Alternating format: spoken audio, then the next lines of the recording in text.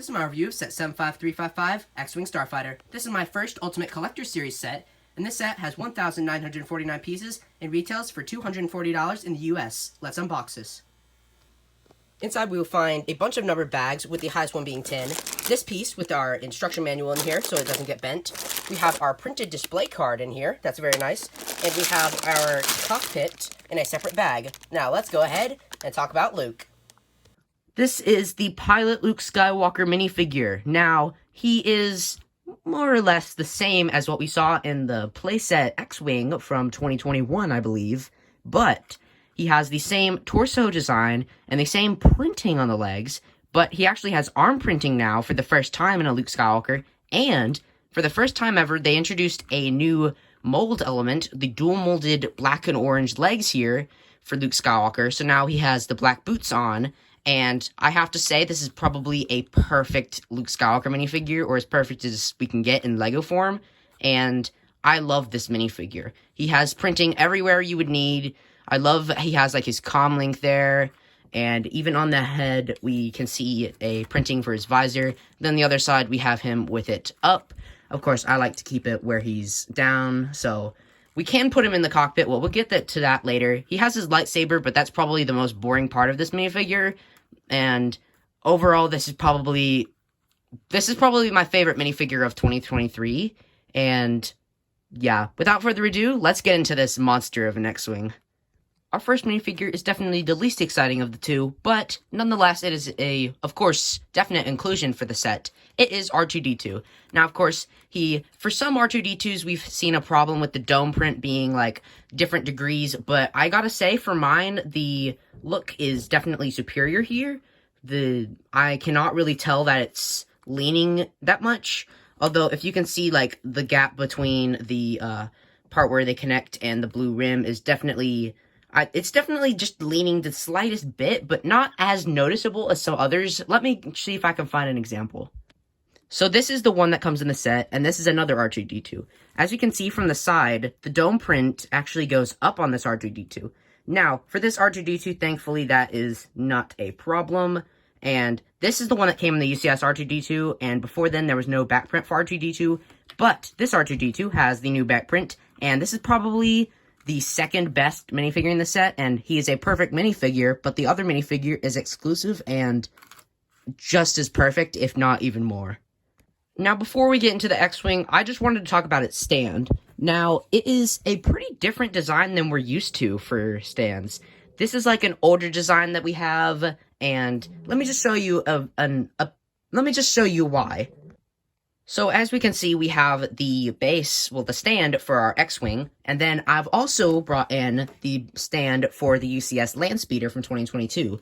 Now, as we can see, this is a more flat, sloped look, and for this, it's like a more rigid look, and this is the way stands were back in, like, the early days of UCS sets, so it's surprising to see LEGO bring back this, but also, like, the stars on the UCS X-Wing's box up there, those are also a nod, like those stars right behind that X-Wing there. Those are also a nod to the original X-Wing, I believe. And I think they were trying to nod to that with this stand also. And I think it looks genuinely good. It does what it's supposed to. It holds up the X-Wing.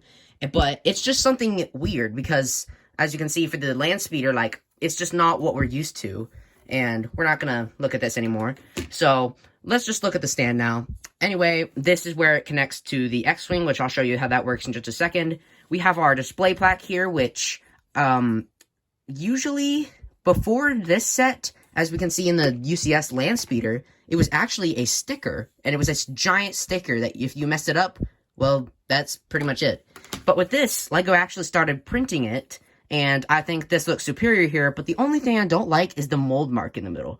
LEGO actually photoshopped this out of images on, like, marketing images, and I really don't think they should have done that. They should have, it's horrible false advertising, and it's just, I really wish they would just show us what we're getting, but unfortunately they can't do that. Now, we can actually see in front, we have a 2x2 jumper plate here, well, 2x2, like, half tile, half slope, half studded tile here, for where we can place our Pilot Luke Skywalker minifigure. There's not a place for R2-D2. He actually goes inside the X-Wing, which is surprisingly, because you wouldn't put Luke in the X-Wing, yet you put R2 in the X-Wing. So it's kind of weird, but hey, we have a spot for Luke down here, and I think that's what matters.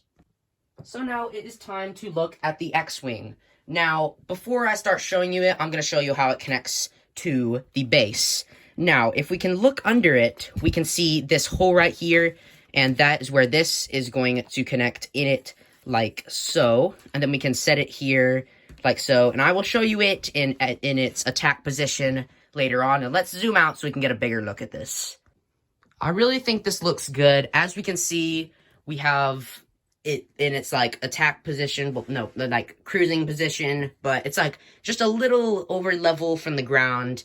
And I actually modified this because this was like way up in the air, and I just moved it. I moved a piece forward a little bit so that it was a little straighter.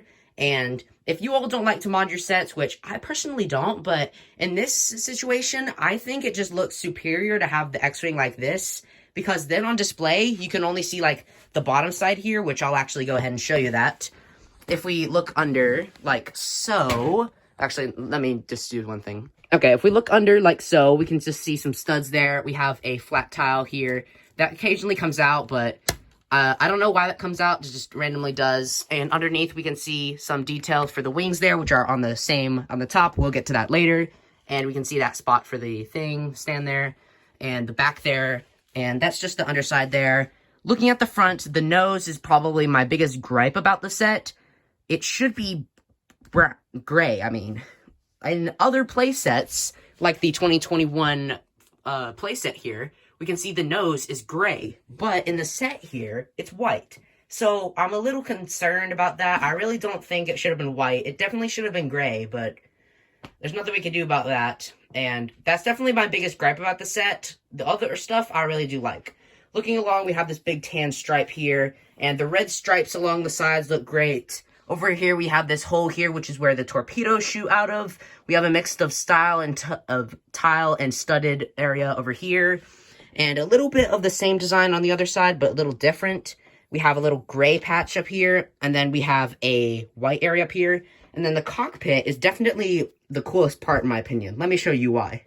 In 2013, we had this piece, but the blue, like the sand blue here, was not printed. And this set is printed, but in the 2013 model of this ship, it was actually a sticker, and it probably was a pain to put on. But thankfully, this is printed, and it looks superior. So we have some nice like sand blue tiles underneath. This piece can occasionally come off, and I find that a little concerning, but of course, you won't really be like flying this around. Like, I'll show you, like, it's kind of swooshable, but it's also a little delicate to fly around. I'll show you what I mean a little bit later in the video. But inside the cockpit, we have a seat for Luke Skywalker, and we have a little control panels there with stickers, and we have a little knob there. We also have his targeting sensor, which you actually can pull up and retract, and you'll see back there, that's actually where R2-D2 is, and of course, I'll show you why, but also, you can't have it retracted and push this in, because as you can see, then that just knocks that off, so you have to have this out, and I'll set down my camera so I can push this back in, and also show you why R2-D2 should not be in the X-Wing. Looking at the back, we can see how small R2-D2 is compared to the entire X-Wing. Like, he really looks like he's just like a little mouse droid compared to this behemoth of a ship. And I think that he should not have been here, but also, he's too small. But the bigger question is, he's way too low. Like, we can only see his dome, and I think in the 2021 model, even though R2-D2 was high, it was better in that case, because he was actually scaled to the ship. In this situation, R2-D2 should have been down here with Luke Skywalker on the display plaque. Like, they should have had the little area over here for R2-D2 to be. And he should not be in the X-Wing, and that and the nose are definitely my biggest gripes about the set. It's not all bad, though, because the wings have a nice design for the engine intake here. And looking back, we have different designs for the wings here. We have a mix of style, tile, and studded. I don't know why I keep saying style. But for the cannons, that's actually a unique design. They use the flipper piece here, and all four of them have this, and they use the scissor design for the X, and we'll show you how to activate that in a second. But looking at the back, we have some nice greebling, And this right here is actually how it will make the X-Wing into attack position. All we have to do is just turn this a couple times, and you'll see I'll put it over here, and we will see it slowly start to come up. Now, you'll feel it lock into position as the wings go down just a slight bit, and you'll be able to see it. Occasionally, that will happen if you're pushing down on it, and I'll fix that after I show you all this. Okay, so it went down a little bit, and now it is locked in attack position. Like, you have to turn the knob to put it back in. Otherwise, well, you'd break it. So, I think it looks better in attack position because in cruising position, like, the wings, they just sag. So, it's definitely optimal to display it in attack position, and I will fix those pieces now. Okay, I fixed that, and now we are going to look at the back at the engines, and they look really nice. They're all the same design, and we have the pink thrust coming out. We can see how the wings are held in there, and we can see some nice greebling at the back, and I think it just really does look nice. And that is going to wrap up today's review. Overall, this is a no-brainer pickup, if you ask me. Yeah, it's $240, but I think for $240, you were getting extremely fair value. Most of the time, great R2-D2 with exclusive, perfect Luke Skywalker minifigure. I don't think you can go wrong with this set. Yeah, the nose should have been gray, and yeah, R2-D2 shouldn't be in there. But other than those little quirks about this set, I think it's perfect. I think this is a really good set for those who love the X-Wing in all the movies, and anyone who just really does need a UCS X-Wing, they will not be disappointed for picking this up. That's going to wrap up today's review. I hope you all did enjoy, and I'll see you all next time.